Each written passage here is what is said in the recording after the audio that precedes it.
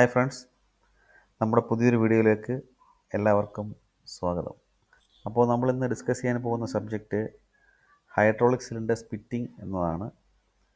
അപ്പോൾ ഒരു hydraulic cylinders fitting എന്താണ്, അതെങ്ങനെയാണ് ഉണ്ടാകുന്നത്, അത് വന്നു കഴിഞ്ഞാൽ എങ്ങനെയൊക്കെ നമുക്ക് മെയിൻ്റനൻസ് ചെയ്യാൻ പറ്റും, അത് വരാതിരിക്കാനായിട്ട് എന്തൊക്കെ പ്രീക്കോഷൻസ് നമ്മൾ എടുക്കണം എന്നതിനെക്കുറിച്ചാണ് നമ്മൾ ഇന്നത്തെ ടോപ്പിക്കിൽ ഡിസ്കസ് ചെയ്യുന്നത്. അപ്പോൾ ഫ്രണ്ട്സ്, നമുക്കെല്ലാവർക്കും അറിയാം, ഒരു ഹൈഡ്രോളിക് സിസ്റ്റത്തിൽ പ്രധാനപ്പെട്ട ഒരു ഘടകമാണ് ഹൈഡ്രോളിക് പമ്പ് എന്ന് പറയുന്നത്. അപ്പോൾ ഈ ഹൈഡ്രോളിക് പമ്പ് അതിൻ്റെ വർക്കിംഗ് എങ്ങനെയാണെന്നുള്ളത് നമുക്ക് മറ്റൊരു വീഡിയോ ചെയ്യാം.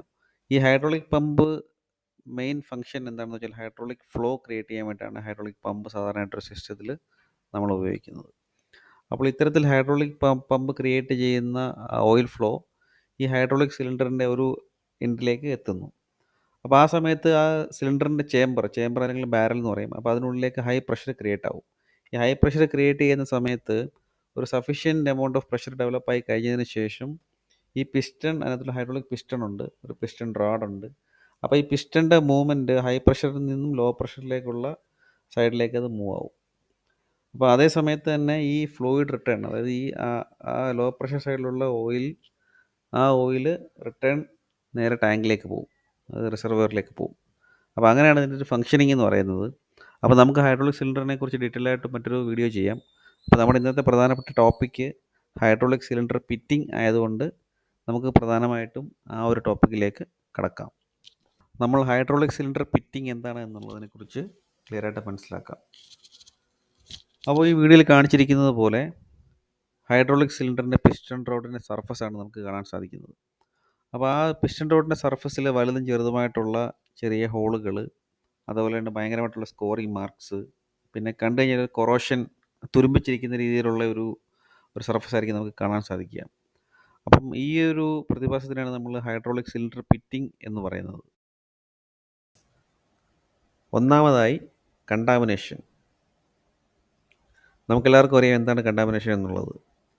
ഒരു ഹൈഡ്രോളിക് സിലിണ്ടർ എൻ്റെ പിസ്റ്റൺ റോഡ് ഫിറ്റിംഗ് ആകുന്നതിൻ്റെ ഏറ്റവും പ്രധാനപ്പെട്ട കാരണമാണ് ഹൈഡ്രോളിക് ഫ്ലൂയിഡ് കണ്ടാമിനേറ്റഡ് ആകുന്നത്. സാധാരണഗതിയിൽ അഴുക്കുകൾ, പൊടികൾ, അതുപോലെ മെറ്റൽ പാർട്ടിക്കിൾസ്, വെള്ളം എന്നിവയൊക്കെയാണ് പ്രധാനമായിട്ടും ഹൈഡ്രോളിക് ഫ്ലൂയിഡുമായിട്ട് കണ്ടാമിനേറ്റഡ് ആകുന്നത്.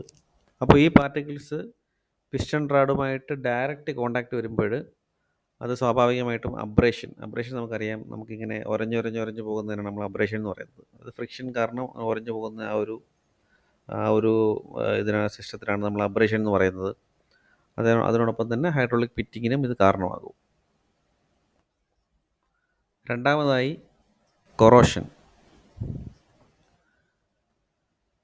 ഹൈഡ്രോളിക് ഫ്ലൂയിഡിൽ ചിലപ്പോഴൊക്കെ ഇമ്പ്യൂരിറ്റീസ് അല്ലെങ്കിൽ കൊറോസീവായിട്ടുള്ള മെറ്റീരിയൽസ് കാണപ്പെടാറുണ്ട്. അപ്പോൾ അത് പിസ്റ്റൺ റോഡിൻ്റെ സർഫസിനെ പ്രതികൂലമായിട്ട് ബാധിക്കും. അതായത് ഫിറ്റിംഗ് ആകുന്നതിനോടൊപ്പം തന്നെ പിസ്റ്റൺ റോഡ് കൊറോഷനായി കഴിഞ്ഞാൽ അത് പിസ്റ്റൺ റോഡിൻ്റെ തന്നെ അതിൻ്റെ വർക്കിംഗ് എഫിഷ്യൻസിയെ പ്രതികൂലമായിട്ട് ബാധിക്കും. അത് നല്ലപോലെ അതിൻ്റെ എഫിഷ്യൻസി കുറയാൻ സാധ്യതയുണ്ട്.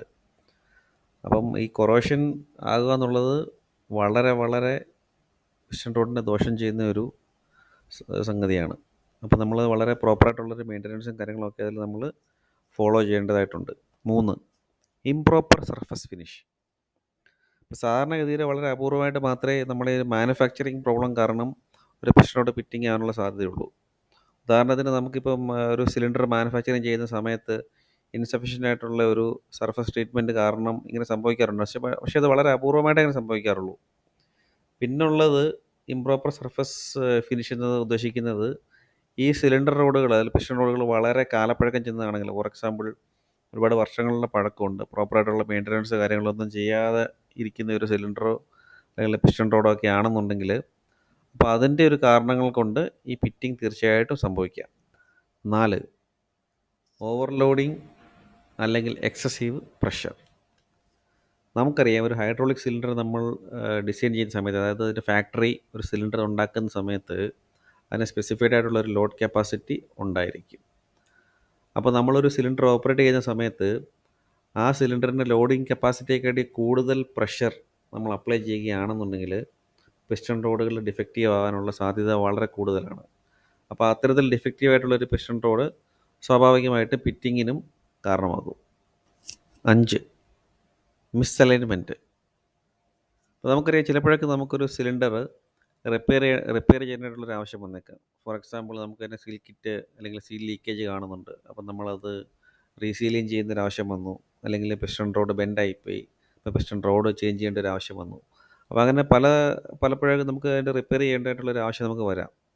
അപ്പോൾ നമ്മൾ റിപ്പയർ ചെയ്തതിന് ശേഷം ആ സിലിണ്ടർ പ്രോപ്പറായിട്ട് നമ്മൾ ഇൻസ്റ്റലേഷൻ ചെയ്യാതിരിക്കുകയോ അല്ലെങ്കിൽ അതിൻ്റെ സ്പെസിഫിക്കേഷൻ മാച്ച് ആവാതെ വരികയോ ഒക്കെ ചെയ്യുന്ന സമയത്ത് സിലിണ്ടറിൻ്റെ അൺഈവനായിട്ടുള്ള ഒരു ലോഡ് സിലിണ്ടറിൽ ആക്ട് ചെയ്യാൻ സാധ്യതയുണ്ട്.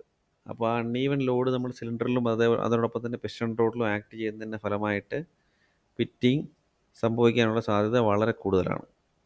Point number 6, lack of lubrication. ഒരു ഹൈഡ്രോളിക് സിസ്റ്റത്തിൽ ലൂബ്രിക്കേഷൻ വളരെ പ്രധാനപ്പെട്ടതാണെന്ന് നമുക്ക് എല്ലാവർക്കും അറിയാം. അപ്പോൾ ലൂബ്രിക്കേഷൻ പ്രോപ്പർ അല്ല എന്നുണ്ടെങ്കിൽ ഇപ്പോൾ പിസ്റ്റൺ റോഡിൽ ഫ്രിക്ഷനും അതേപോലെ തന്നെ വിയർ ആൻഡ് ടിയറൊക്കെ സ്വാഭാവികമായിട്ടും കൂടാനുള്ള സാധ്യത ഉണ്ട്. അപ്പോൾ അതിൻ്റെ ഫലമായിട്ട് മെറ്റൽ ടു മെറ്റൽ കോണ്ടാക്റ്റ് ഉണ്ടാവുകയും ഫിറ്റിംഗ് സംഭവിക്കുകയും ചെയ്യുന്നു. അപ്പോൾ നമ്മൾ തീർച്ചയായിട്ടും ലൂബ്രിക്കേഷൻ വളരെ വളരെ ഇമ്പോർട്ടൻ്റ് ആയിട്ടുള്ളൊരു ഘടകമാണ്. അപ്പോൾ തീർച്ചയായിട്ടും എല്ലാ സിസ്റ്റത്തിലും ഹൈഡ്രോളിക് ലൂബ്രിക്കൻസ് പ്രോപ്പറായിട്ട് ഉണ്ടെന്ന് നമ്മൾ എൻഷ്യൂർ ചെയ്യുക. എൻഷ്യൂർ ചെയ്ത് കഴിഞ്ഞാൽ സ്വാഭാവികമായിട്ടും നമുക്ക് ഇങ്ങനെയുള്ള ഒരു ഫ്രിക്ഷനും അതേപോലെ വിയർ ആൻഡ് ടിയറും ഒക്കെ ഒഴിവാക്കാൻ ഒരു പരിധി വരെ സാധിക്കും. അടുത്തത് വളരെ പ്രധാനപ്പെട്ട ഒരു പോയിൻ്റാണ് പുവർ മെയിൻ്റനൻസ് അല്ലെങ്കിൽ ഇംപ്രോപ്പർ മെയിൻ്റനൻസ് എന്ന് നമുക്ക് പറയാം. അപ്പോൾ നമ്മൾ സ്വാഭാവികമായിട്ടും റെഗുലറായിട്ടുള്ള മെയിൻ്റനൻസ് നമ്മൾ അവോയ്ഡ് ചെയ്യുക. കണ്ടാമിനേറ്റഡ് ആയിട്ടുള്ള ഹൈഡ്രോളിക് ഫ്ലൂയിഡ് നമ്മൾ ചേഞ്ച് ചെയ്യാതിരിക്കുക. അതുപോലെ തന്നെ കാലപ്പഴക്കം സംഭവിച്ച സിലിണ്ടറുകൾ, അതായത് ഒരുപാട് നാളായിട്ട് നമ്മൾ റീസീലിങ്ങോ കാര്യങ്ങളോ അല്ലെങ്കിൽ ഒന്നും ചെയ്യാത്ത ഒരു സിലിണ്ടറുകൾ, അപ്പോൾ അങ്ങനെയുള്ള സിലിണ്ടറുകൾ നമ്മൾ ചേഞ്ച് ചെയ്യാതിരിക്കുക. അപ്പോൾ അങ്ങനെയുള്ള കാരണങ്ങളൊക്കെ കൊണ്ട് ഹൈഡ്രോളിക് സിലിണ്ടർ ഫിറ്റിംഗ് തീർച്ചയായിട്ടും സംഭവിക്കാനുള്ള സാധ്യതയുണ്ട്. അപ്പോൾ നമ്മൾ മെയിൻ്റനൻസ് ഷെഡ്യൂൾ പ്രോപ്പറായിട്ട് ഫോളോ ചെയ്യുക. അതാണ് ഇതിന് ഏറ്റവും പ്രധാനമായിട്ടുള്ളൊരു പ്രതിവിധി എന്ന് പറയുന്നത്. Material defect. അപ്പോൾ ചില സന്ദർഭങ്ങളിൽ മാനുഫാക്ചറിങ് ഡിഫക്റ്റുകൾ കാരണം സിലിണ്ടറിലുണ്ടാകുന്ന സ്ട്രെസ്സ് കൂടുകയും അപ്പോൾ അതിൻ്റെ ഫലമായിട്ട് നമുക്ക് പിസ്റ്റൺ റോഡിലെ ഫിറ്റിങ് ഉണ്ടാകാനുള്ളൊരു സാധ്യതയും നമ്മൾ പല കേസുകളിലും കണ്ടിട്ടുണ്ട്. പക്ഷേ ഇത് ഒരുപാട് ഫ്രീക്വൻ്റായിട്ട് നമുക്ക് ഉണ്ടാകുമെന്ന് ഒരിക്കലും പറയാൻ പറ്റില്ല. കാര്യം ഈ പ്രൊഡക്ഷൻ എന്നൊക്കെ പറയുന്നത് ബാച്ച് പ്രൊഡക്ഷൻ ആയിരിക്കും. അതായത് ഇപ്പോൾ 1-2 പീസുകൾ മാത്രമായിരിക്കത്തില്ല അവരുണ്ടാക്കുന്നത്. അപ്പോൾ ഈ ബാച്ച് പ്രൊഡക്ഷനിലാവുന്ന സമയത്ത് അതിൻ്റെ എല്ലാത്തിൻ്റെയും ക്വാളിറ്റി ചെക്കിംഗ് എല്ലാം പ്രോപ്പറായിട്ട് അവർ വെരിഫൈ ചെയ്യുന്നതാണ്. അപ്പോൾ വളരെ റെയറായിട്ടുള്ള എന്തെങ്കിലും ഒരു കാരണങ്ങൾ കൊണ്ട് ഇപ്പോൾ പ്രോപ്പർട്ടിയുടെ അല്ലെങ്കിൽ മെറ്റീരിയലിൻ്റെ എന്തെങ്കിലും ഒരു പോരായ്മയോ അങ്ങനെയുള്ള എന്തെങ്കിലും ഒരു കാരണങ്ങൾ കൊണ്ട് ഈ സിലിണ്ടറിൻ്റെ സ്ട്രെസ്സ് കൂടുന്ന സമയത്ത് എൻ്റെ പിസ്റ്റൺ റോഡിന് ഫിറ്റിങ് സംഭവിക്കാനുള്ള സാധ്യതയുണ്ട്. അപ്പോൾ ഞാൻ 1-2 കേസുകൾ അങ്ങനെ കണ്ടിട്ടുണ്ട്. പക്ഷേ നമുക്കത് എല്ലായ്പ്പോഴും അങ്ങനെ ഉണ്ടാവുമെന്ന് നമുക്ക് ഒരിക്കലും പറയാൻ പറ്റില്ല. അപ്പോൾ ഫ്രണ്ട്സ്, നമ്മളിന്ന് വിശദമായിട്ട് ചർച്ച ചെയ്തൊരു സബ്ജക്റ്റ് എന്ന് പറയുന്നത് ഹൈഡ്രോളിക് സിലിണ്ടേഴ്സിൻ്റെ ഫിറ്റിങ്ങിനെ കുറിച്ചായിരുന്നു. അപ്പോൾ എന്താണ് ഫിറ്റിങ്? അപ്പോൾ ആ ഫിറ്റിങ് ഉണ്ടാകാനുള്ള പ്രധാനപ്പെട്ട കാരണങ്ങൾ എന്തൊക്കെയാണെന്നതിനെക്കുറിച്ച് നമ്മൾ വിശദമായിട്ട് ചർച്ച ചെയ്തു. അപ്പം നമ്മൾ ഡിസ്കസ് ചെയ്ത കാരണങ്ങളല്ലാതെ അഡീഷണലായിട്ട് ഈ ഒരു ഫിറ്റിംഗ് സംഭവിക്കാൻ സാധ്യതയുള്ളത് പ്രധാനമായിട്ടും എക്സ്റ്റേണൽ ഫാക്ടേഴ്സാണ്. ഫോർ എക്സാമ്പിൾ, നമ്മളിപ്പോൾ ഒരു മെഷീൻ നമ്മളൊരു ക്വാറിയിൽ വർക്ക് ചെയ്യുന്നു, അല്ലെങ്കിൽ നമ്മളൊരു മെഷീൻ മറൈൻ ഏരിയയിൽ വർക്ക് ചെയ്യുന്നു. അപ്പം സാൾട്ടി ആയിട്ടുള്ള ഒരു കാറ്റ് കാര്യങ്ങൾ അങ്ങനെയുള്ള ഒരു അറ്റ്മോസ്ഫിയറിക് ആയിട്ടുള്ളൊരു കണ്ടീഷൻസ്, പിന്നെ ഓപ്പറേഷണൽ കണ്ടീഷൻസൊക്കെ സാധാരണഗതിയിൽ വ്യത്യാസമായിരിക്കും. ബാക്കിയുള്ള സ്ഥലത്തുള്ള ഓപ്പറേഷൻസ് മാതിരി ആയിരിക്കത്തില്ല ഇങ്ങനെയുള്ള ഏരിയകളിലൊക്കെ വർക്ക് ചെയ്യുന്ന മെഷീൻസ് എന്ന് പറയുന്നത്. അപ്പോൾ ഇങ്ങനെയുള്ള കാരണങ്ങൾ കൊണ്ടും ഹൈഡ്രോളിക് ഫിറ്റിങ്ങുകൾ സംഭവിക്കാം. അപ്പോൾ നമ്മൾ പ്രധാനമായിട്ടും ഇതിൻ്റെ റിപ്പയർ എന്ന് ഉദ്ദേശിക്കുന്നത് നമ്മൾ സാധാരണഗതിയിൽ ഹൈഡ്രോളിക്കിൻ്റെ പിസ്റ്റൺ റോഡിന് ക്രോം പ്ലേറ്റിംഗ്, ക്രോമിയം പ്ലേറ്റ് നമ്മൾ ചെയ്യും. ക്രോമിയം പ്ലേറ്റിംഗ് ഫുള്ളായിട്ട് ചെയ്യാറുണ്ട്. അപ്പം ഇത് ഒരു തരത്തിൽ പറഞ്ഞാൽ കോസ്റ്റ് എഫക്റ്റീവ് ആയിട്ടുള്ളൊരു മെത്തേഡാണ്. അല്ലാന്നുണ്ടെങ്കിൽ ചില സർട്ടൻ കേസുകളിൽ കംപ്ലീറ്റ് ആയിട്ട് ഇപ്പം പിസ്റ്റൻ്റെ അതിൻ്റെ അബ്രേഷൻ കാരണം, അബ്രേഷനെ കുറിച്ച് നമ്മൾ ഡിസ്കസ് ചെയ്തു. അപ്പോൾ ഈ അബ്രേഷൻ കാരണം അതിൻ്റെ പിസ്റ്റൻ്റെ ഡയമീറ്റർ ഒരുപാട് കുറഞ്ഞു പോയിട്ടുണ്ടോ, അപ്പോൾ പിസ്റ്റൺ റോഡിൻ്റെ ഡയമീറ്റർ ഒരുപാട് കുറഞ്ഞു പോയിട്ടുണ്ടോ, അല്ലെങ്കിൽ അത് ഒരുപാട് അൺഈവൻ സർഫസ് ആയിട്ടുണ്ടോ, അപ്പോൾ അങ്ങനെയുള്ള കേസുകളിൽ നമുക്ക് തീർച്ചയായിട്ടും നെക്സ്റ്റ് ഓപ്ഷൻ എന്ന് പറയുന്നത് ഹൈഡ്രോളിക് സിലിണ്ടർ അതിൻ്റെ പിസ്റ്റൺ റോഡ് കംപ്ലീറ്റ്ലി ചേഞ്ച് ചെയ്യുക എന്നുള്ളതാണ്. അപ്പോൾ നമ്മൾ കോസ്റ്റ് എഫക്റ്റീവ് ആയിട്ടുള്ള മെത്തേഡ് നോക്കുകയാണെന്നുണ്ടെങ്കിൽ തീർച്ചയായിട്ടും നമുക്ക് ഹൈഡ്രോളിക് പിസ്റ്റൺ റോഡ് പുതിയത് ഇടുക എന്നുള്ളതാണ് അതിൻ്റെ ഒരു എഫക്റ്റീവായിട്ടുള്ളൊരു മെത്തേഡ്. പ്രധാനമായിട്ടും റുട്ടീൻ മെയിൻ്റനൻസ്, അതല്ലെന്നുണ്ടെങ്കിൽ നമ്മൾ പ്രോപ്പറായിട്ടുള്ളൊരു സർവീസ് ഷെഡ്യൂള് ആ മെഷീനിൽ നമ്മൾ ഡിസൈൻ ചെയ്യുക.